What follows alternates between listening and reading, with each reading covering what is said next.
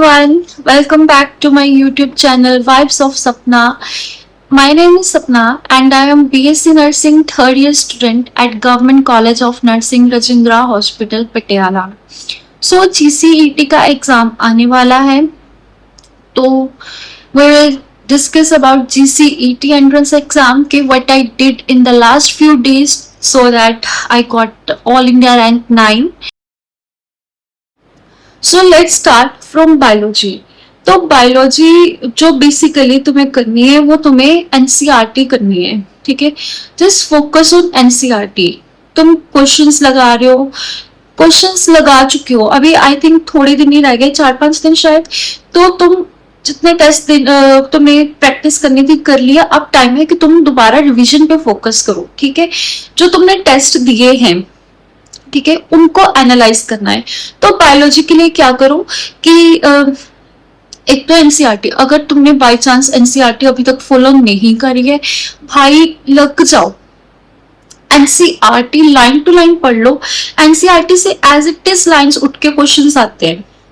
अगर as it is नहीं भी आएंगे तो उससे बाहर तो बहुत कम जाएगा. ठीक है, तो एनसीईआरटी करो बायोलॉजी की. ठीक है, कोई टॉपिक्स होते हैं, ऑब्वियसली तुम +1 +2 या उसके बाद ड्रॉपर एज अ ड्रॉपर पढ़ रहे हो तो तुम्हें पता है कि कोई टॉपिक होता है जिसको तुम्हें बाहर से थोड़ा पढ़ना होता है, तो उन टॉपिक पे थोड़ा फोकस करो. बायोलॉजी की एनसीईआरटी को रीड करो, बार बार रिवाइज करो. ठीक है, और टेस्ट लगाने हैं. ठीक है, सो टेस्ट का मैं एंड में बताती हूँ. उसके बाद केमिस्ट्री के लिए ऑर्गेनिक केमिस्ट्री मैंने किससे रिवाइज की थी, उसके रिएक्शंस बहुत इंपॉर्टेंट है. तो रिएक्शंस के लिए मैंने क्या किया था कि प्रोडक्ट्स ले लिए, ठीक है, या रिएक्टेंट्स ले लिए, मतलब कि दोनों में से एक चीज लिख रहे हो, दूसरी साइड ब्लैंक छोड़ देनी है, ताकि जब तुम रिवाइज करो तुम अपने दिमाग चलाओ कि तुम यहाँ पे क्या आना था. ठीक है, और तुम्हें जो रिएजेंट्स वगैरह है वो तो तुम्हें ऑलरेडी याद होना चाहिए कि अगर ये आ गया तो इससे ये बनेगा. ठीक है, ऑर्गेनिक केमिस्ट्री इंपॉर्टेंट है. ऑर्गेनिक केमिस्ट्री और इनऑर्गेनिकली भाई तुम्हें सिर्फ और सिर्फ एनसीईआरटी से करनी चाहिए. मैंने सिर्फ एनसीईआरटी से करी थी. अगर तुम्हें लगता है कि तुम्हें किसी और कोई कुछ और ज्यादा समझ आ रहा है then it's up to you. ठीक है, उसके बाद फिजिकल केमिस्ट्री के लिए अब थोड़े दिन बच गए. जस्ट उसके डायग्राम्स बोल रही हूँ, उसके जो फॉर्मूलाज है उसकी लिस्ट बना लो. ठीक है, उसको रिवाइज करो. देन आता है फिजिक्स मुझे भी टफ लगता था. तो फिजिक्स में क्या करना है तुम्हें कि जो ऑब्वियसली इसके शॉर्ट नोट्स बनाने हैं. ठीक है, फॉर्मूलाज लिखो, चैप्टर उसके फॉर्मूला. ठीक है, रोज सुबह शाम उसको बैठ के चैप्टर के जो शॉर्ट नोट्स तुम बना रहे हो, फॉर्मूलाज लिख रहे हो, उसको बार बार रिवाइज करो. ठीक है, अगर तुम्हें लगता है कि तुम्हारे पास तुम्हारी इतनी रिवीजन है कि तुम अभी भी क्वेश्चन सॉल्व कर सकते हो, लाइक प्रैक्टिस कर सकते हो एक स्पेसिफिक चैप्टर के, कि तुम्हें 50 क्वेश्चन करने हैं, 100 क्वेश्चन करने हैं, then it's up to you, तुम कर सकते हो.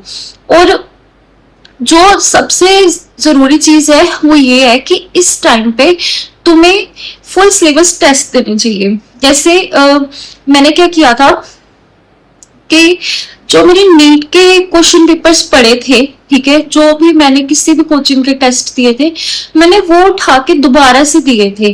अगर मेरे पास एंड में टाइम नहीं बचा था कि मैं वो क्वेश्चंस को दोबारा नहीं अटेम्प्ट कर सकती, तो मैंने क्या किया था, एक नोटबुक लगाई हुई थी. जैसे सपोज मैंने क्वेश्चंस अटेंड करे थे. ठीक है, तो उसमें से जो मेरे गलत थे ना, वो मेरी आदत क्या थी कि मैं उसको एनालाइज करती थी. जैसे सपोज एक क्वेश्चन गलत हुआ, ठीक है, तो मैंने एक नोटबुक लगाई, तो उसमें सिर्फ एक अपनी मिस्टेक लिखती थी कि from this question paper this number question was my mistake, और क्या मिस्टेक थी मैं वो भी लिखती थी, और उसका क्या सही आंसर था वो भी लिखती थी. तो एट द एंड टाइम मेरे लिए वो बहुत काम आया कि मैंने अपनी मिस्टेक नोटबुक को रिवाइज किया था कि जो सही है वो तो मैं सही करके आऊंगी ही, बट जो गलत है मुझे वो रिवाइज करना था बार बार. तो अभी भी टाइम है, अपने फुल सिलेबस टेस्ट दे दो. ठीक है, ज्यादा से ज्यादा एनसीईआरटी पे फोकस करो. और जो एक प्लस पॉइंट ये है कि इस एग्जाम में नेगेटिव मार्किंग नहीं है, तो तुम ये फोकस रखो कि तुम्हें सारे के सारे क्वेश्चंस अटेंड करने हैं.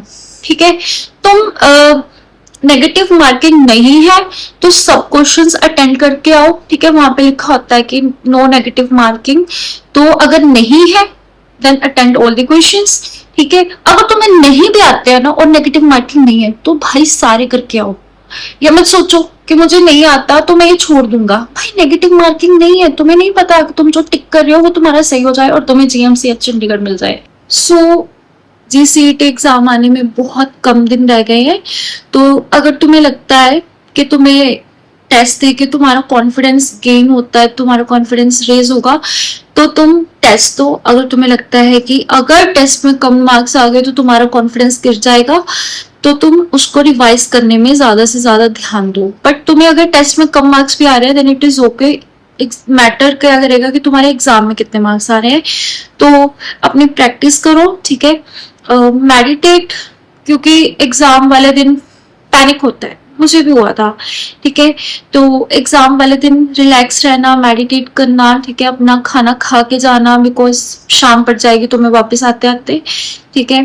तो स्टार्ट फ्रॉम द पार्ट जो तुम्हें इजीली आता है, जिसमें तुम श्योर हो। अगर स्टार्टिंग में ऐसे होते हैं कि क्वेश्चन पेपर में तुम्हें नहीं पता है कि तुम्हें सपोज फिजिक्स पहले आ जाए, तुम्हारे फिजिक्स वीक है मेरी तरह तो तुम्हें सबसे पहले वो पार्ट अटेम्प्ट करना है जिसमें तुम बहुत अच्छे हो। Even if the physics is at first, तो क्वेश्चन नंबर मत गलत कराना कि दीदी ने बोला था कि वो करके आना है कि हाँ फिजिक्स का क्वेश्चन नंबर 1 है और तुम बायोलॉजी का क्वेश्चन नंबर 80th है, तुम उसको फर्स्ट पे फिल कर रहे हो। तो ध्यान से ये वाली OMR में मिस्टेक मत करके आना, जो क्वेश्चन का नंबर जो है वही OMR में फिल करना है, ये बेसिक मिस्टेक्स मत करना। अगर हो सके तो OMRs आर अवेलेबल, कोई भी OMR नेट से उठा के उसको फिल कर लो, एक क्वेश्चन पेपर उठा के, तुम्हारी प्रैक्टिस हो जाएगी। वैसे तो तुम्हें आती है, तो relax and all the best for your exam. Thank you.